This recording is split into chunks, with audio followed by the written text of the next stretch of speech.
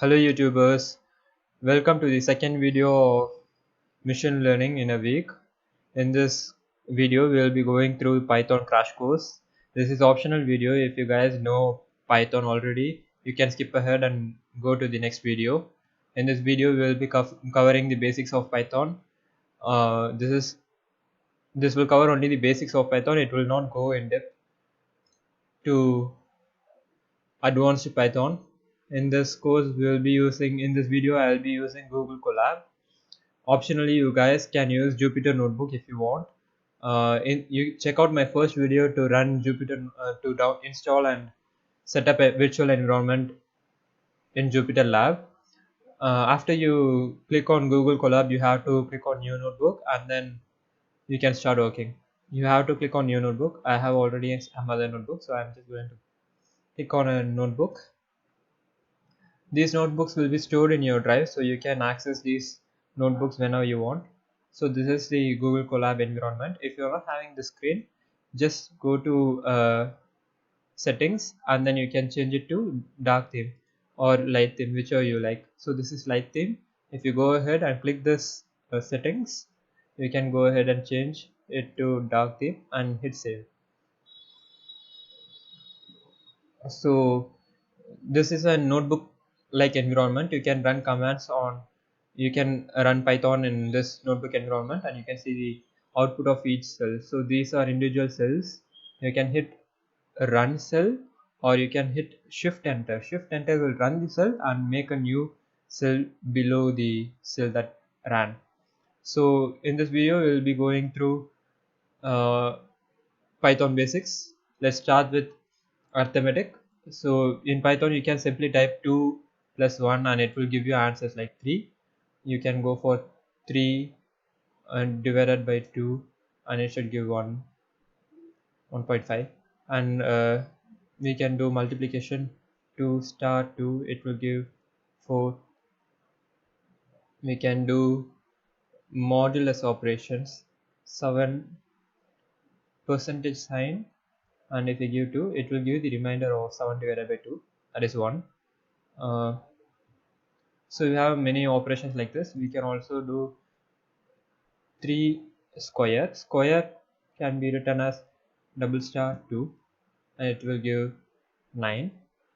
Like ahead we can go and multiply 2 star 3 and we can add 2 star 2 and we can get results for mathematical operations. We can also store each value in a variable like a equal to 5, b equal to 3, print a plus b, and this should give us 8. So this is about arithmetic operations. Now we can see the type of a. So type A, this should print integer. If we assign a variable like a equal to 5.3 and if we check the type of this variable, it is going to give float. And if you want to cast a float value into an integer, you can type int a and this will cast a into a float value, which is float, into an integer. So this should give us 5. It will round it up to a integer. So I think this is about arithmetic operations. Let's go ahead and see strings. Strings can simply be represented with this double colon or colon, and then we can write this as this string, and you can save this into a variable a equal to, this is a string, and you can print a. The reason why I am using Google Colab today is I want people who didn't download also to easily run the program. This will give opportunities for everyone to run the program. We can make two strings. So str_1 equal to hello, and we can make another string str_2 equal to world, and then we can concatenate two strings, str_3 equal to str_1 plus str_2. And if we print str3, it should give us hello world. So see, I have given a space over here after hello. That's why we have a space here. And so we can slice this string. We can take particular specific element of a string. So let's take a string 3, which is hello world, and I want just the E of hello world. I want the second letter E. So I can type str_3, and inside this squared bracket, if I give 1, I'll get E. So this string, the indexing works like this. Always the index starts with 0, so H is assigned with an index of 0, and then E is index 1, and index L is index 3, and another L is index 4, and it continues. Even the spacings will take an index. So we have something like this. If we can we can specify the start and end index. Like we can take str3, and I want every element from the beginning till this second last. That is, I want till L. I don't want D. So we can specify like this. The -1 tells that I want to get rid of D. If I type -2, it will get rid of 2 elements in the end. And we can specify the start point also. If we want element number 6, if I just want world, I can type 6, and then I want everything after that, so I can leave it as blank, and it is going to give me only world. And similarly, we can type the steps it want to take every time. So if I give double column from start to end, but with a step of 2, if I type something like this, it will give HLOWRD, which is, it will take the first element, and then it will skip E, and then it will take L, and then it will skip the second L, it will take O, it will skip the space, and then it will continue till the end. So it is going to take every second element from the start. It will take the start, and then it will take the second element, and then it will skip an element and take the next element. So this is how it works. We can also specify the start and the end, and also the step. So we are mentioning the start, the end, which is I want to get rid of H, I want to get rid of D. We'll start, that is, we are starting from E to, we are ending at L. So we are starting from E, and then we are ending at L in the world, and then we are taking 2 steps every time. If I run this, it is giving EL space OL. So this is about string indexing. We cannot change an element in a string. Strings are immutable. So if you take string 3, and if I want to take only the second element, and if I want to change it to F, it will give me an error. So strings are immutable, they cannot be changed once they are assigned. And let's go to other operations of string. If you have a letter equal to is at, and then you can multiply this letter 10 times, or as many times as you want. And if I print this,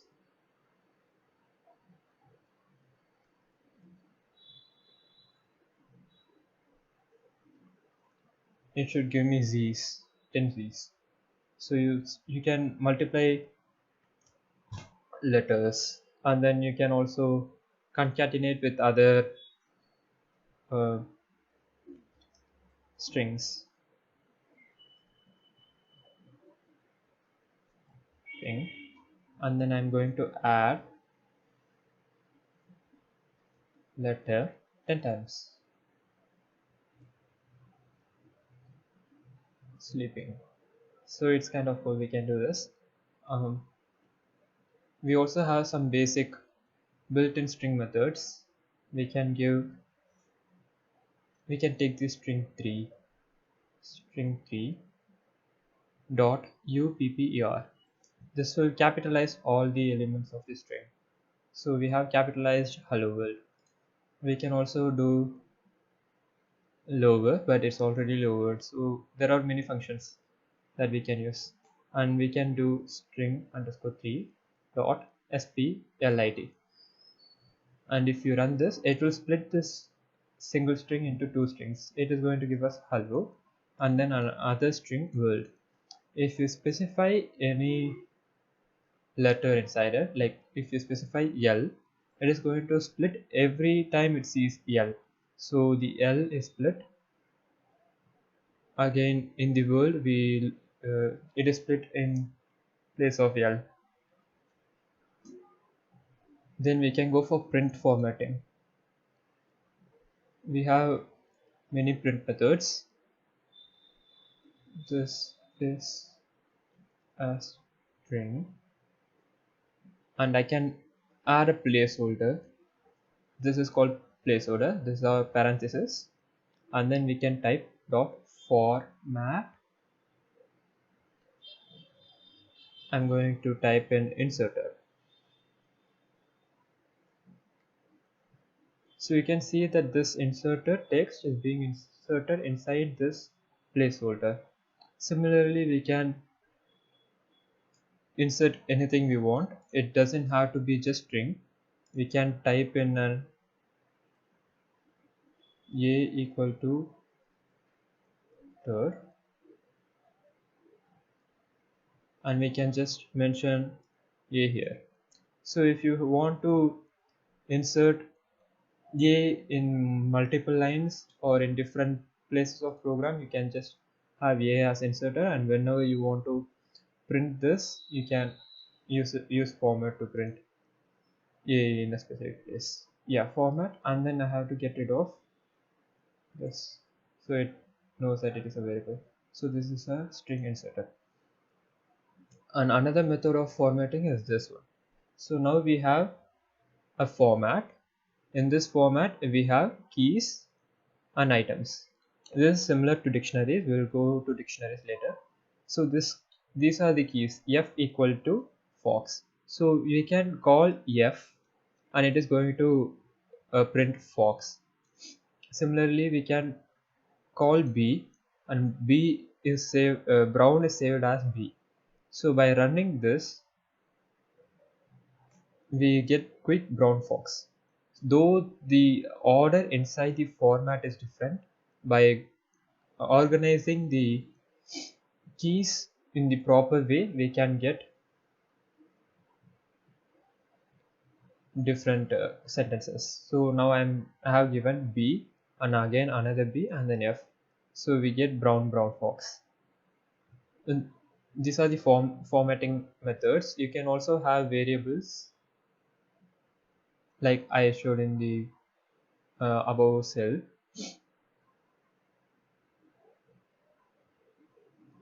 What else do we have? There are different formattings, like you can those who have learned C program. So we mention as string as percentage s, and then we call this mangoes inside this place, and then this should print I like mangoes. But this is more efficient way of making Python more understandable. This method is what I like the most. This method of formatting is what I like the most, using dot format. And we can get inside list. We can create list. L equal to, I'm going to give 1 comma 2 comma 4 comma 5. So this is a list. The lists are mentioned by using square brackets. And if I print L, lists are mutable, so if I want to change a element of a list, I can give list at list at index 0 equal to, I can change it into even strings. Python doesn't complain about the if others are integers, and if this is string, it doesn't complain. It can take any variables. It can take strings, floats. It can take nested list also inside. So we can concatenate two lists. Let me make another list called L2, and we can give 6, 7, and we can L3 equal to L plus L2. And if I print L3, it should give me 1, 2, 3, 4, 5, 6, 7. Yeah, we got till 7. So we can concatenate two lists. We can add new elements into a list. Let's take L3, and then we can use append. And then we can append a new variable inside a list. Let's say I want to append 8. And if I see the L3 now, it will go till 8. We can pop one of the element. Pop is remove. So this command will get us 8. So now if you check the L3, it's not going to have the element 8. We can have nested list. So list, let me say that this is L1 and equal to, we are having a list inside another list. It's 1, 2, and then 3, 4. So here you can see a list in which its first element is a new list, and then we have normal integers. We have created a list like this. Now if we print L1, it should show up similarly. And if you want to access one element of this list, we have to specify, it's exactly the same. Let's say I want to take the 3. I just have to give an index of 1. Index 1 specifies this, index 0 specifies this. So if I give index 1, I will be getting 3. If I am giving index 0, I'll get a list of 1, 2. I can also get the first element or the 0th index of this particular list, and it should give 1. If I want the second element, I'll just change it to 1, and it's going to give me 2. So this is about nested list. Next step is we have dictionaries. Dictionaries are keyed elements. It is created by using parentheses. We can have multiple keys.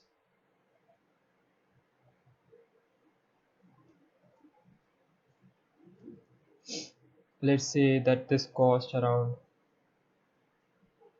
$2, and then we can have mangoes. It can be anything.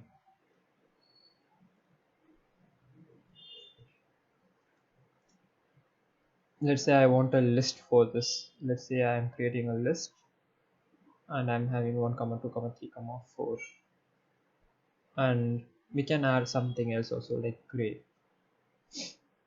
And then I want a value of 52 when I call grape. And if I print prices,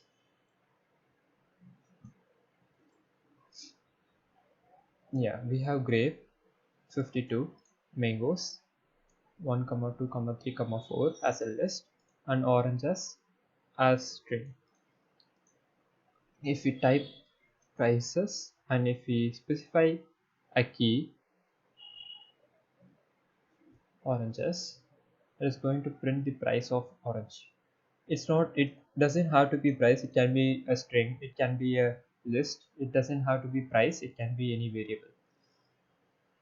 And we can also make this upper dot upp here. Since it is a string, we can use upper, lower, these kinds of commands.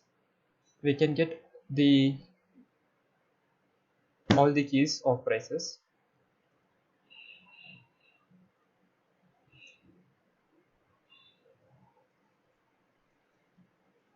By running this, we'll get orange, mango, grapes, oranges, mangoes, grapes. We can add new element to this prices. Let's say I want to make a new string key, and we are going to assign a number 300 into this. Let's make it float 300.1. Now if you check the prices, it will also have a key. See here. And one more thing about dictionaries, these are unordered. So every time you run this command, run prices, these elements may vary in order. And we can also get just the first element of mangoes. Here we have a list, so we can type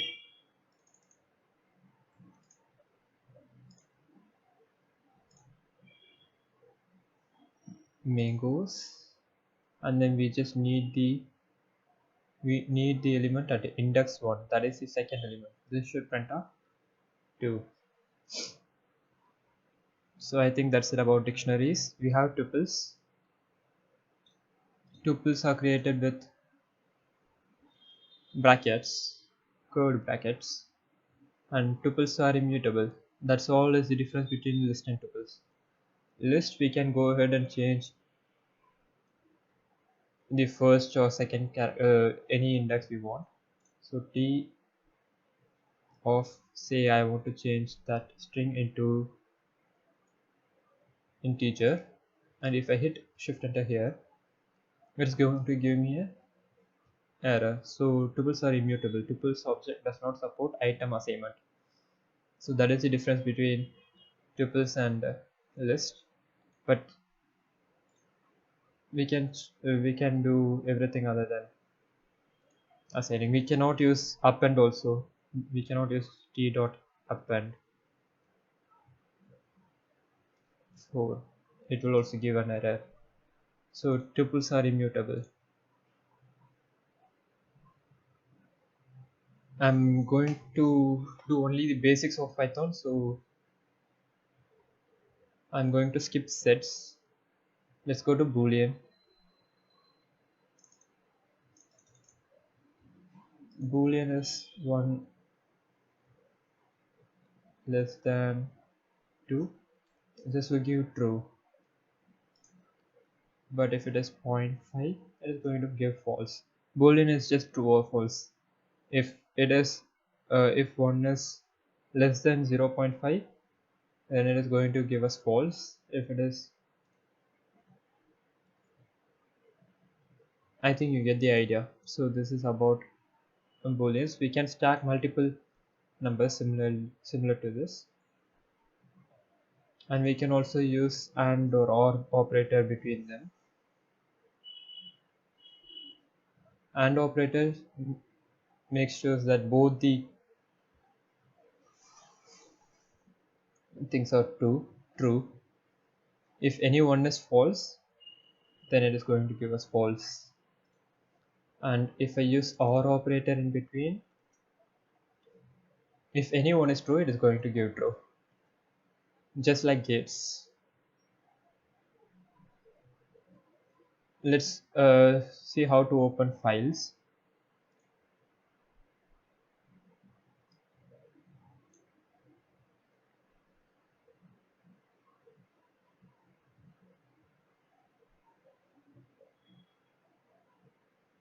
Okay, I'm going to create a file here in Google Colab.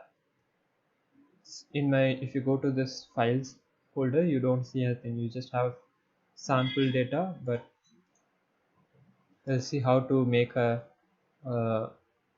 txt file here, comma, we can specify this as a write more w, and this should open a file with a write more. In the same way, you can also type this difficult command. So this will open a file called myfile.txt, and this will write these 3 lines of code inside the .txt file. So if we run this, and if we see this folder again, see myfile.txt appears. We can open this file, myfile equal to,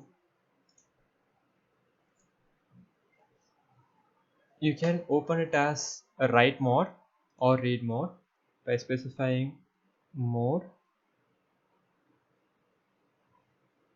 equal to R. This will be read more. If I click A, if I hit A, then it will be read and write more. So we can just give it as read more.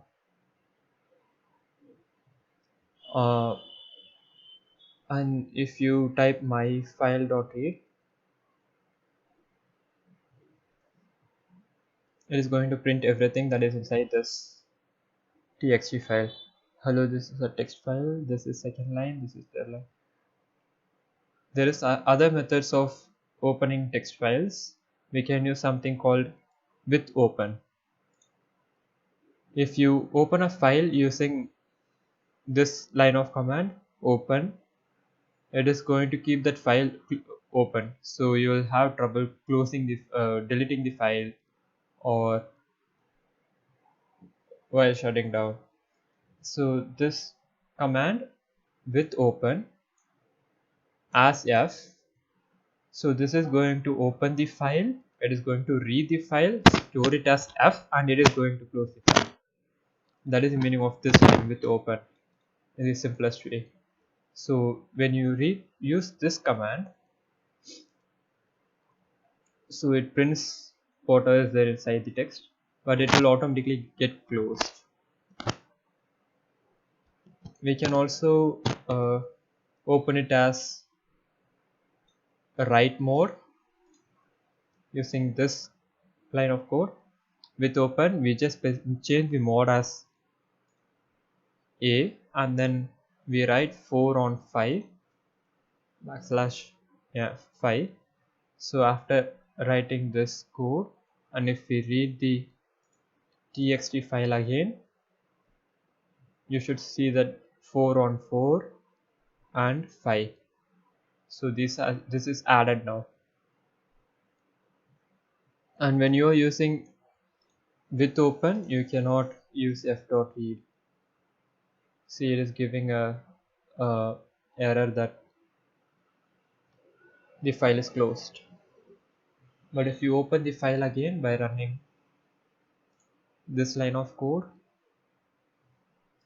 and if I run this, it will read. It doesn't read. Let's see what is okay. So my file,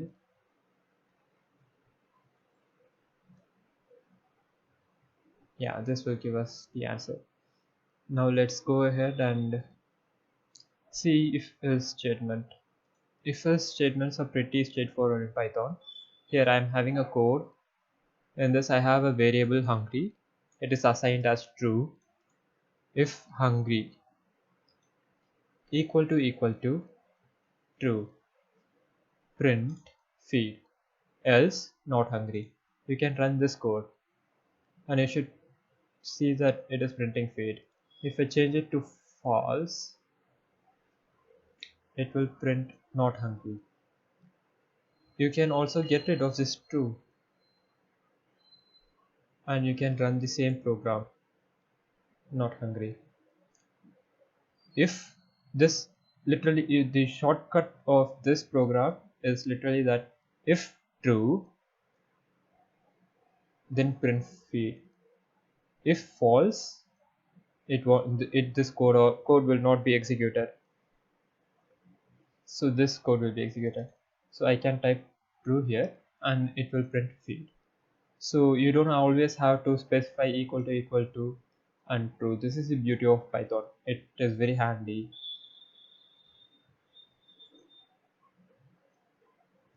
Let's go ahead and see loops. We'll go with a for loop first. Loops in Python is a bit different than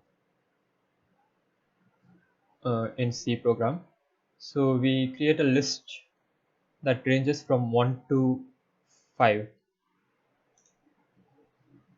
and if I print this C, it is going to print a list that contains 1 2 3 4 5. So we made a list using list, and then we specify the range, and then we print it. So for anything like any variable I or A or B or anything you want, for I in C,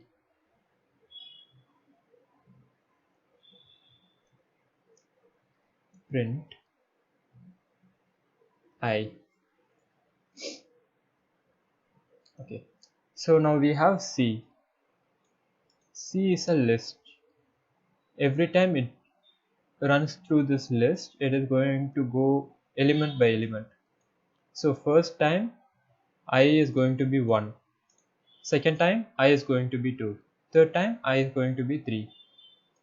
So this is what this means.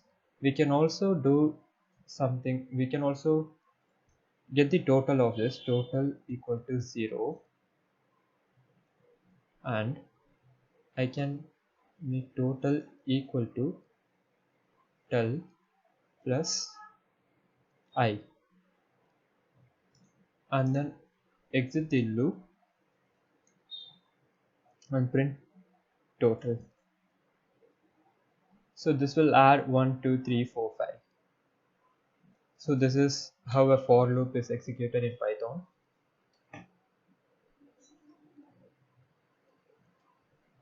We can have a check like this. We can also initialize if statement inside a for loop. For this I'm going to initialize C equal to list range. I'm going to increase the range from 1 to 101. Let's say 51. And what this if statement does is, if I is divided by 2 and the remainder is 0, so this gets the remainder. This doesn't divide, this gets the remainder. So this statement gets all, this statement is used to clear all the elements that is divisible by 2, and then total equal plus equal to I. So this will add up all the numbers that are divisible by 2.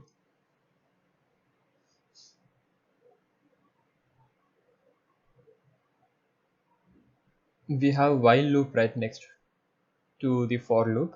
While loop will run like this.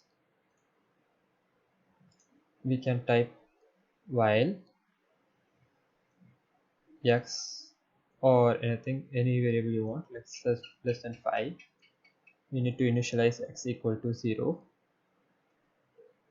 x less than 5,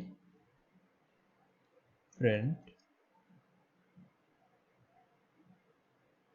We are going to use f string, the current val of xs. We are going to use a placeholder and print an x inside this. We also have to make sure that we add x again and again with 1. So this will run 5 times from 0 to 4. The current value of x is 0 1 2. So this is a while loop that we created. We can also have while true. This will give us an infinite loop, but let's say let's create a variable outside this, say x equal to 0 and print x. We can also have a we can also have a if statement this inside this x greater than 10, and then we can break out of the loop. Running this, it gives 0 to 10 and it will break. You can, if you want to get a command from a controller, or if you want to get images from camera, you can use this while true, and if you press a button it can break out of the loop. So this is how you can initialize a continuous loop that will break in with one of a command. And we can go ahead and type enumerate. We can go ahead and talk about enumerate. So let me simplify this first, and then I'll go ahead and for j in list range 0, 11 print j. So this is the simplified form of the command below. So this is going to print numbers from 10 to 21, but if you add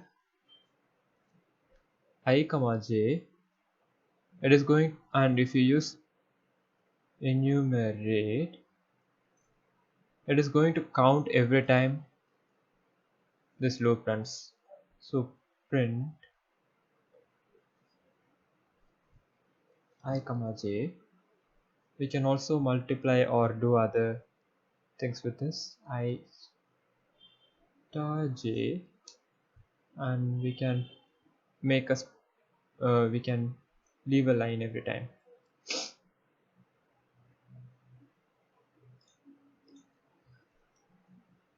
Backslash n. Yeah. Now you can see that it is counting every time this loop runs. So we start with 10 and we go to 11, 12, and every time it is counting as 0. This I is counting, I is the count, and then we are multiplying the count with the list value. So this is enumerate.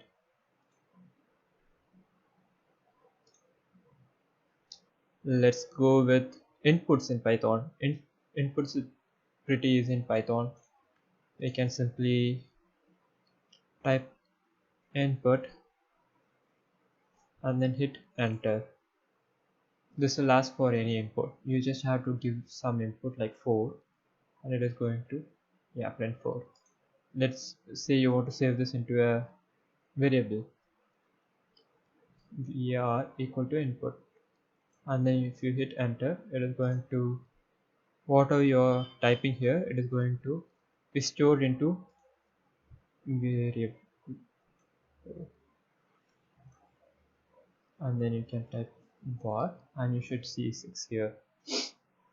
We can also enter some things like enter a digit, and it is going to tell you to enter a digit right here. See here, enter a digit, and you can simply enter a digit.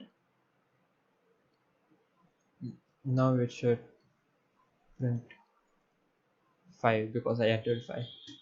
So this is about inputs. There is a lot of things you can do with inputs.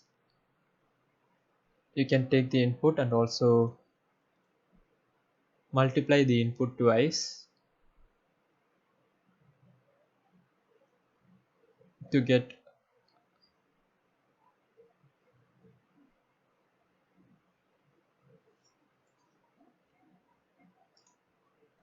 five.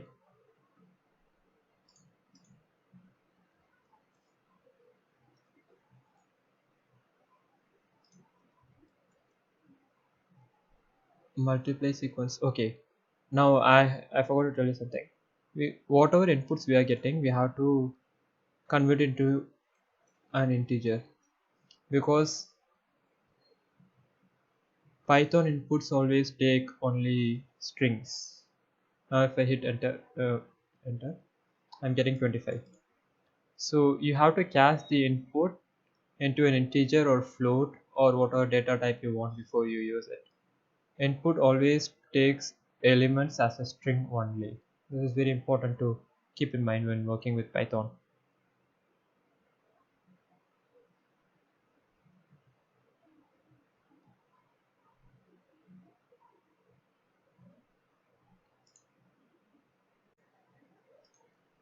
Let's start with functions.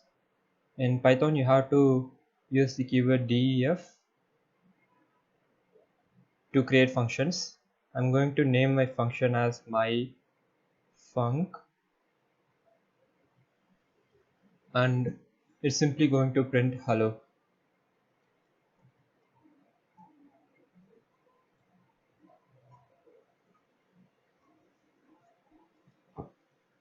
So if I call my function and if I run it, it's going to print hello.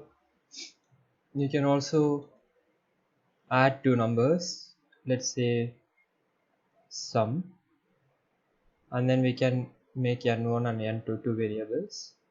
This function is going to add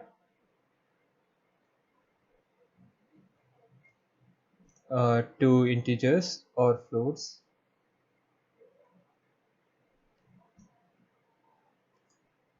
and if we pass two numbers,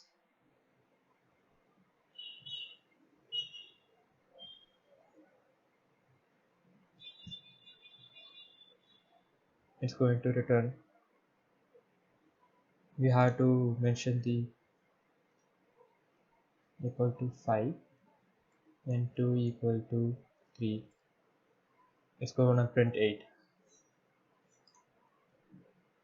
We can simply pass the elements inside statement like 3 comma 2.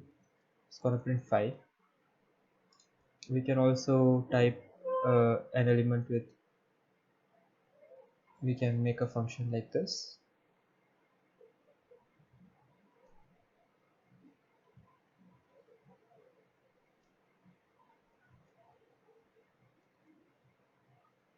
And then we can pass args arguments.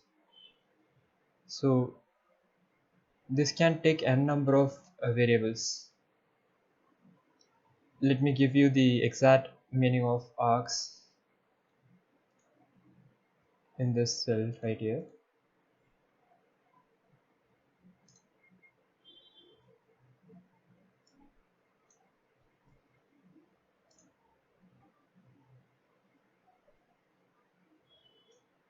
The special syntax args is a function defined in Python using the special syntax args is a function defined in Python. It's used to pass a variable number of arguments to a function. So you can pass in n number of arguments, non-keyed arguments, non-keyworded arguments inside this function. Now we can simply write return some args.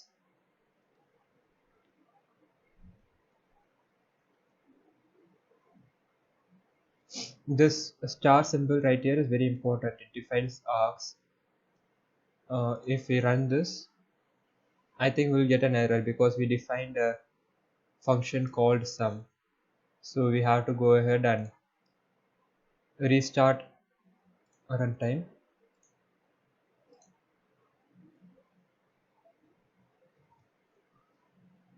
I'll give you guys the notebook in the description so you guys can work for yourself and see how everything works. So here we have this function now having args. We can pass in n number of arguments. Addition. We can pass 2, 3, 4, 10. It's gonna add all of these numbers. We can also define something called cogs. It is a keyworded argument.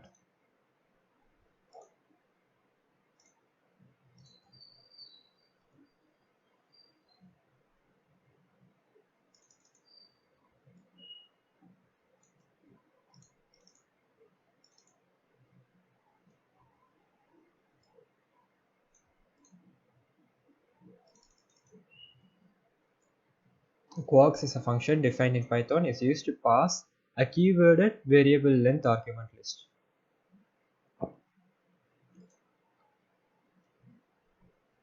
I'll just give you a brief example of this, so you guys will get an understanding of what quarks is going to do.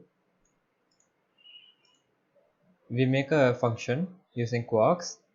In this function, if there are fruits, then it is going to print my fruit of choice is quarks and then fruit. Else it is going to print no fruit is here. And we are going to pass in two variables, keyworded arguments. This is the keyword and these are the items in the keyword. This is similar to dictionaries. We are going to pass this inside the function and it prints my fruit of choice is apple. Now if we get rid of fruits and let me say it is not fruit, and it is going to print the else statement, no fruit is present here. So this is an example of quarks. We can also use this in other functions. We can have args and quarks inside. We can have something like this. So in this we take n number of arguments. For I in args, we check whether if they are divisible by 2. If they are divisible by 2, then we append it to a. And if I send like 1, 2, 3, 4 and hit enter, and if I see a now, it's going to have only 2 and 4 because only these two are divisible by 2. Similarly, we can use functions to square some element or to slice some element. We can do a lot of things with functions. Now we are going to map. Let's first create a function called splicer. I already covered how to create functions. Let's just create a function called splicer. This function right here, it will check the length of the string. Before this,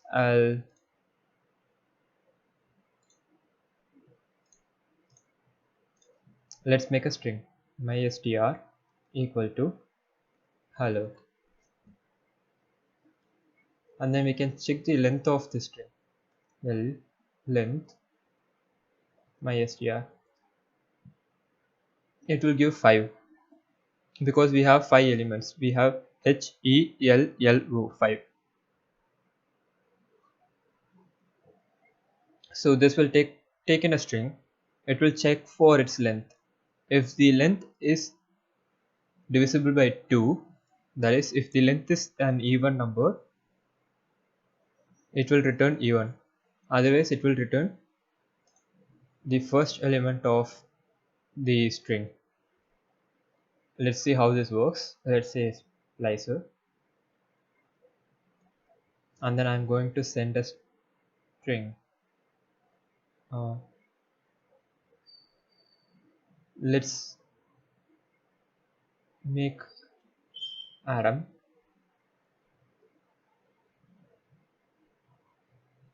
Jesse, Sandy,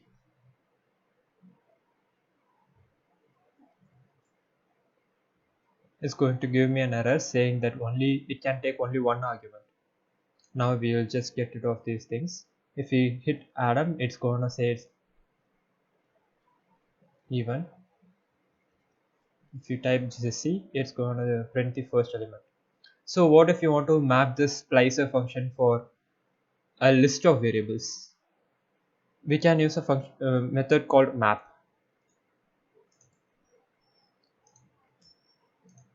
Let's say that my string equal to, I'm having Adam,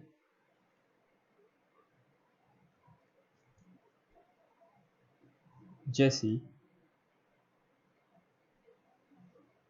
Sandy. I have three variables now. I'm going to map this inside. I'm going to map this,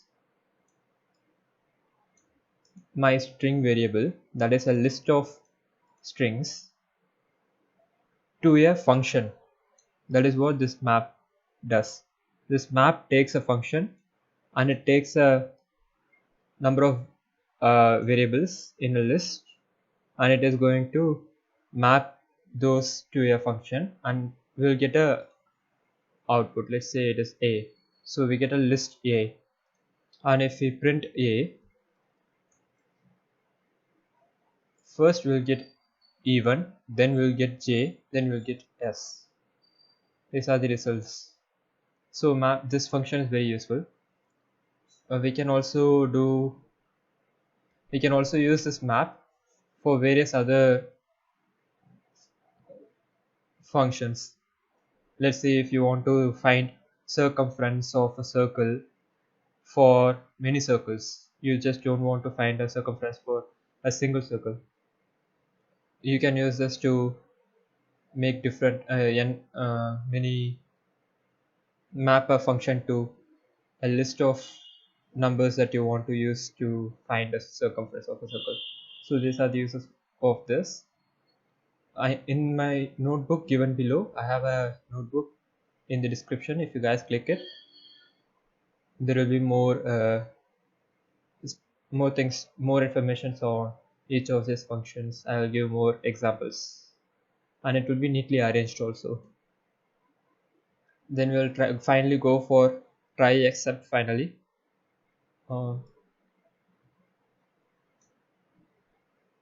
So what is try except finally? So let's say you have a while true loop. It is going to try for an input, and if that input is going to be an integer, oops, that's not if that is not going to be an integer, then it is going to print, oops, that's not a number. If it is an integer, it's gonna say that yes, thank you. Then finally it's going to end with try except finally. So this loop will run until I give an integer input. Let's go ahead and try for ourselves. Ask for int. If this doesn't make sense to you, now it will make sense to you. If I print a string like s, and if I give enter, say it gives, oops, that's not a number. So it will try running this piece of code under the try block. If the try gives an error, if there is an error in this, then it is going to print, oops, that's not a number, and then it will continue the loop. So it comes back to this, and it's going to ask me to provide a number again, but finally will run all the time. End of try except finally, it will run all the time. Rather than just giving a blank a very bad error, it is going to keep asking for us to enter a number. So now I'm going to enter a number, and if I hit enter, yes, thank you. So this try statement has been achieved correctly. We have got an integer, and then it is going to tell that yes, thank you, and it is going to break out of the loop. Finally, it is going to print end of try except finally. So this is how this function works. Let me run it again. So it is going to try to get an integer input. I'm entering a string. It is going to make an error in this try statement. If it makes an error in this try statement, it is going to execute this piece of code, this block of code. In this block of code, it is going to print, oops, that's not a number, and it's going to continue this loop. After this piece of code is ran, finally will run all the time. Finally will tell end of try except finally, and it's going to run again. It's going to ask for an integer input. So we get an input, we cast it into an integer. If the casting of the input is giving an error, then that means it's not an integer, it's a string. So now we again get this please provide number. So we are going to give it a number, let's say 9, t2, let's say it's a large number, or yeah, fine, 92. And then if I hit enter, yes, thank you, end of try except finally. So this is how the try except finally works. I just made this into a function. Let's go ahead and start with classes. I have totally forgotten about it. Let's create a class. I'll talk about classes and why it is used while typing through. So in order to create a class, we have to type class, and always the uh, first letter of the name, the class name. I'm creating a class named circle here. The first letter of the class should be capitalized. And then let me talk about class. A class in Python is a category or set of different elements grouped together that share one or more similarities with one another, but yet distinct from each classes via type, quality, and kind. In technical terms, we can define a class in Python as being a blueprint for individual objects with same or exact behavior.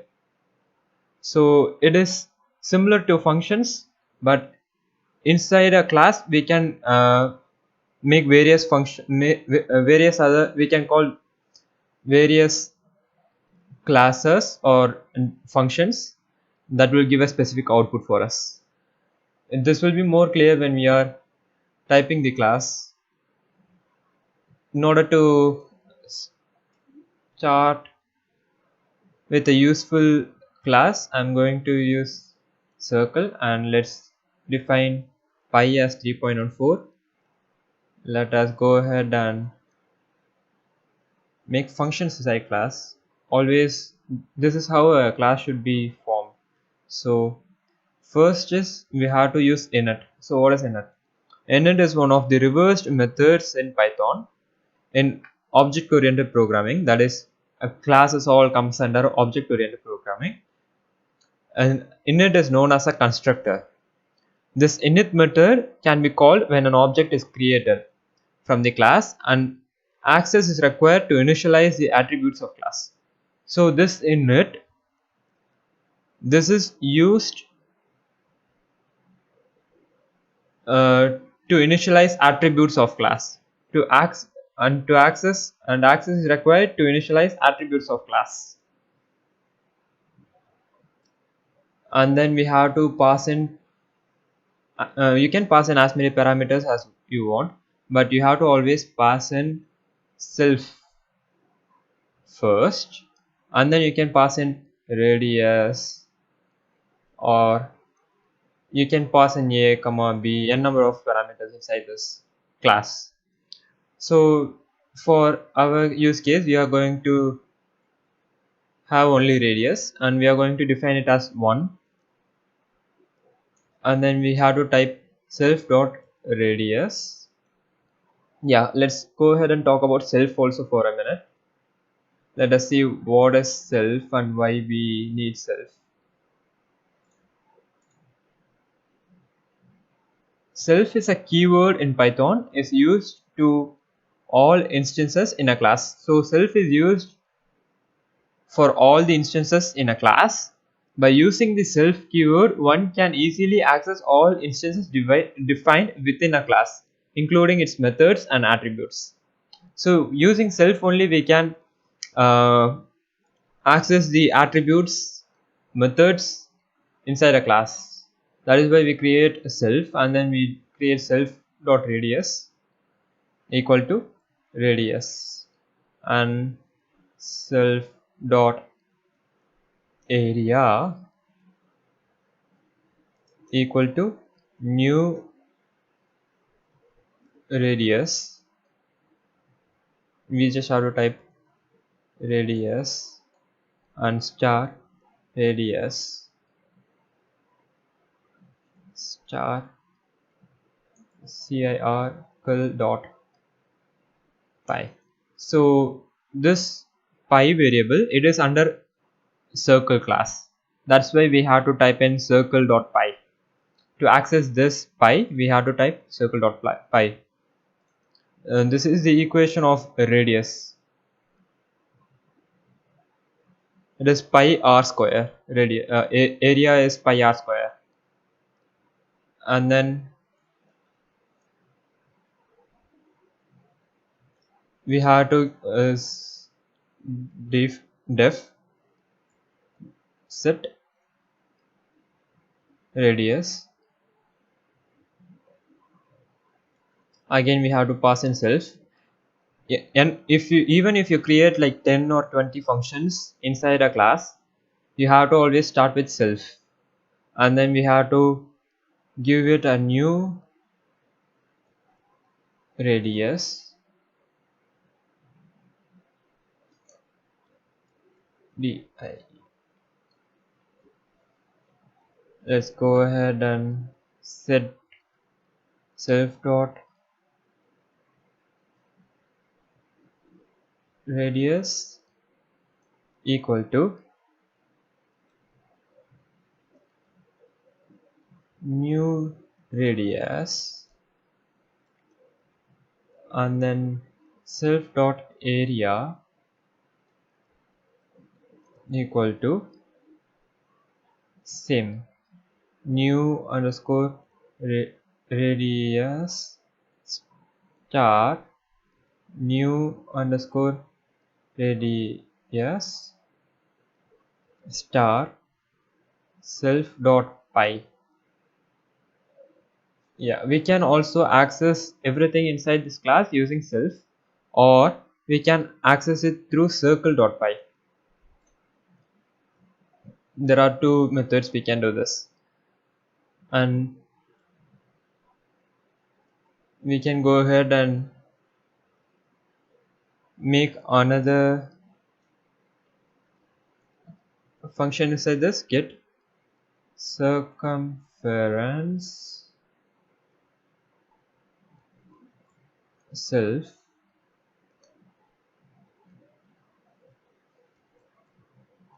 return self dot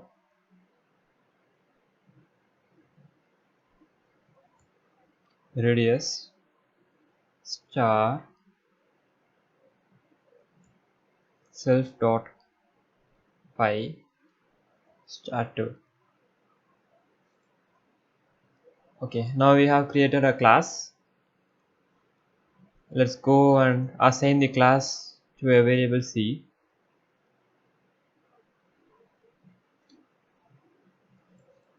Now we have assigned the class circle to a variable called c.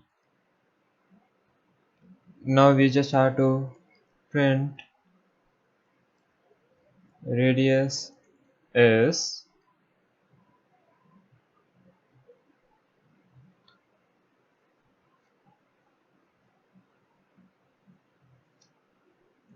colon, and we can go ahead and fill it up with c dot radius.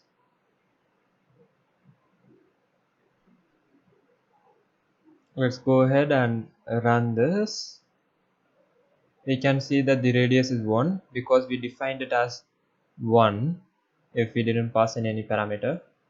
And then we can also see, we can print area is double colon, and then we can call c dot area. We can also get the circumference of this, print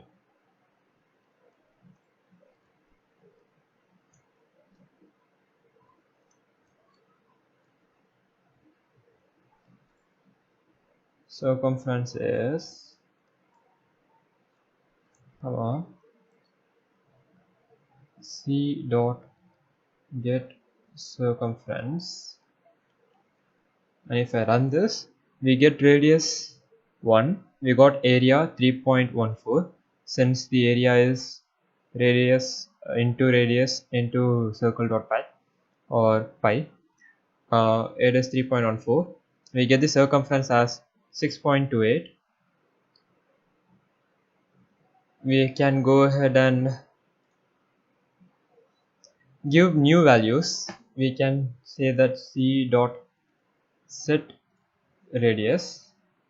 So we are calling this function right here. This function right here, c dot set radius 2, and we are going to print the exact same thing, the radius, area, and circumference. When the radius is 2. Now we have radius is 2, area is 12.56, and circumference is 12.56. Let's go ahead and do another example. We can go ahead something with strings. Let's say we have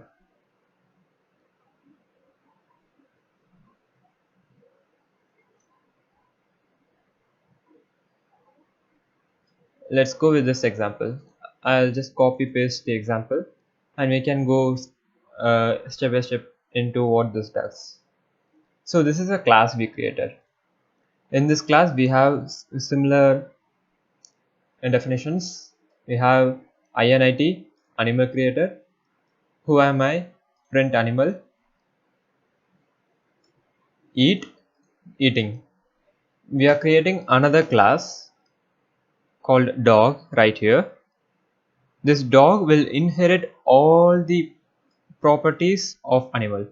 So this animal class is going to be fed inside this dog class, and then we again use def underscore underscore init, and then we give self, and we say that animal dot init self. So now we have created a dog creator. It's not animal creator anymore. Def who am I self dog. It's not animal. It's of. So let's go ahead and so now we have two classes. A class belonging to animal. Let's go ahead and say that d is equal to dog. We can see that both animal creator and dog creator will come. We have to run this cell. Now we will have both animal is creator and dog is also creator, because we are calling in dog and that dog calls animal first and then it creates a dog. Let's go ahead and print d dot who am I is going to print dog. So it's going to print this line. If you want to go ahead and print this eating, we can simply say d dot eat and it will say eating, because even a dog eats. Even if you create another class called cat, let's go ahead and do that right now. Let me copy this. I'm creating a class called cat, and we can say that cat creator who am I is going to be cat, and cat is going to say meow, and we can run the cell. Now we can run this cell. A dog is creator. Let's add another line. Let's say we need a cat also. I need to capitalize this word right here. Run it. Let's make a dog, and we are creating a cat. We are creating an instance of cat, and see here animal creator, cat creator. So now you can see that whenever we make a class dog, it's an animal is also created. So these classes have similar properties. That's what I'm trying to say here.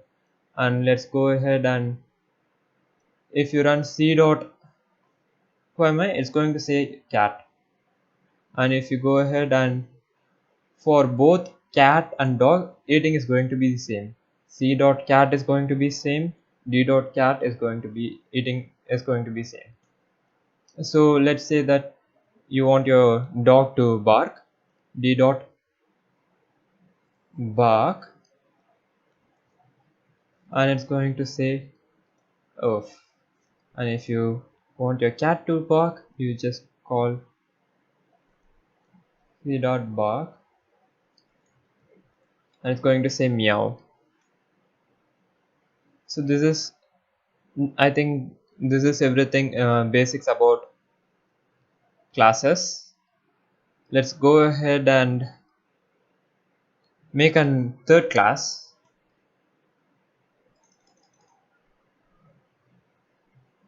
In this class, I'm going to make,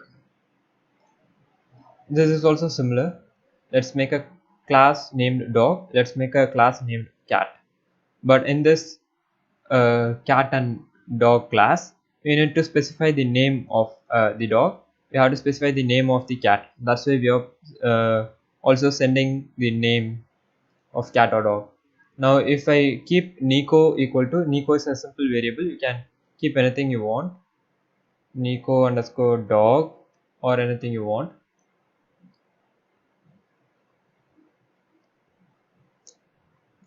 Felix underscore cat, and we are calling the dog, and we are specifying the name of our dog, Nico. Now if you run this cell, this Nico will be sent inside the class dog. Inside the class dog, this name will be taken as Nico, and that name will be stored as self.name inside class, and this will return self.name plus say wolf. So Nico says wolf. And similarly, same thing for the cat. We can go ahead and run this cell. Yeah, Nico is not defined. We have to say Nico underscore dog and Felix underscore cat. And now you can see that Nico says wolf, woof, Felix says meow. So this is another example.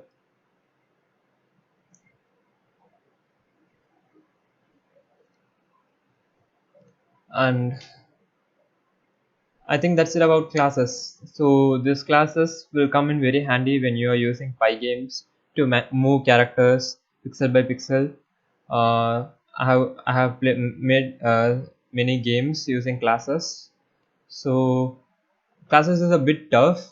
You can simply use definition functions rather than using classes. But classes gives a neat way of organizing stuff, and it really brings out your Python skills. Have things in advanced Python modules. We are going to import collections. In collections, we have counters, we have ordered dictionary, we have default dictionary, we have a lot of stuffs. In collections, we have counters, that is the most important. So import collections, from collections import counter, and we are going to make a variable L containing a list of these numbers. It's gonna contain 1 and 2, 3, 4, etc. We're gonna run this cell. We're going to count how many times each of this number has been repeated. So if you see here, 1 has been repeated 3 times. So 1 is repeated 3 times. It's gonna count how many times it is repeating. 2 is repeated 2 times here and here. So it's going to give a counter of 2. 3 is repeated only once. We have 6 4s. We have only 1 5 and 3 6s. So this is how the counter works. From collections, import counters, and then we use counters.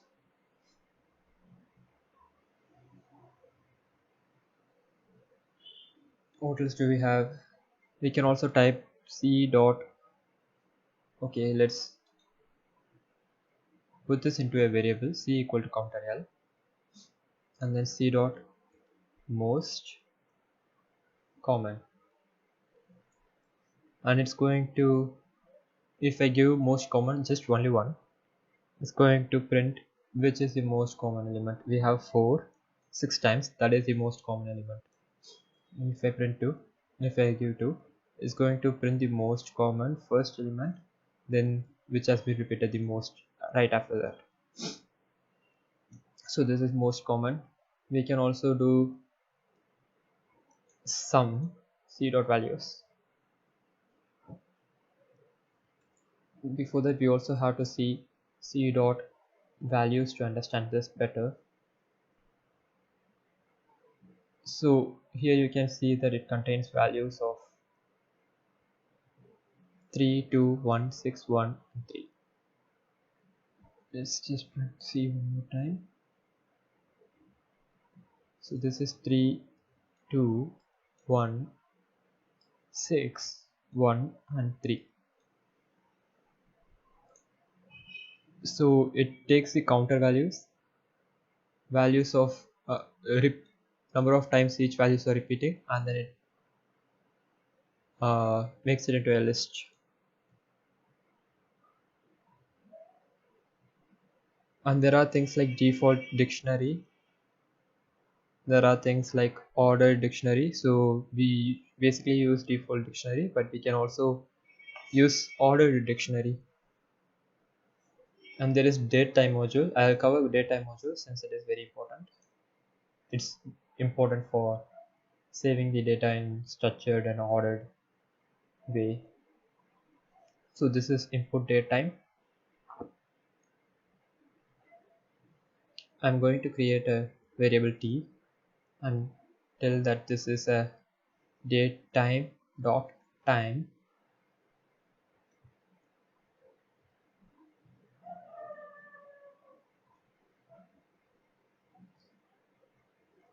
and if I print t, it's going to change into time.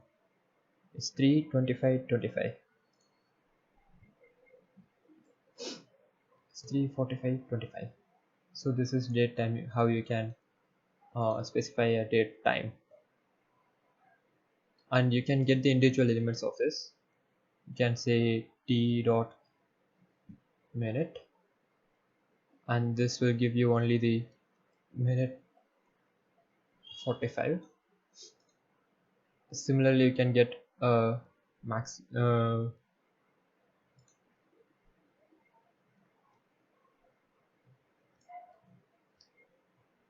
similarly you can get for seconds and hours, t dot min,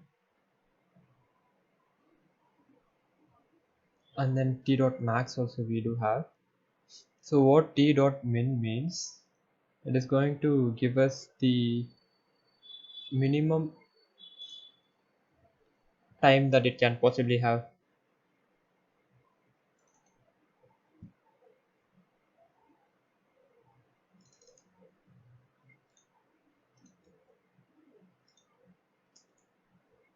So this is going to print the minimum time it can have. Similarly, we can just go ahead and type max, the maximum time of a day, that is 23:55:55.9 infinite nines, and we can go ahead and get today's day timing.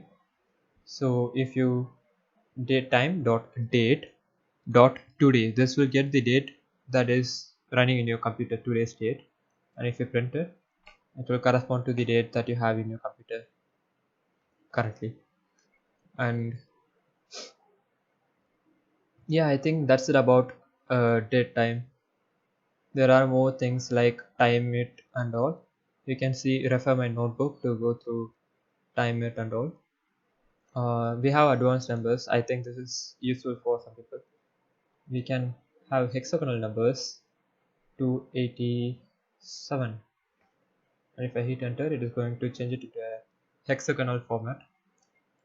We can add binary 128, and if I run this, I'm gonna get a number in binary form. And we have a round. We can round any digit to any specific points. 3.457. If you hit a round on this, it is going to round it up to a single integer, single value integer. You can specify the number of decimal points. So you just give a comma here, right here, and then I gave 1, so it is going to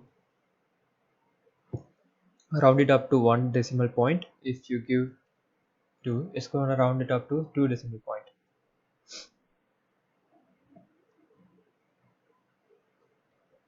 I think that's it about basics of Python. If you want to go and learn advanced Python, if you want to learn a little bit more, you can refer my notebook. A link's in the description.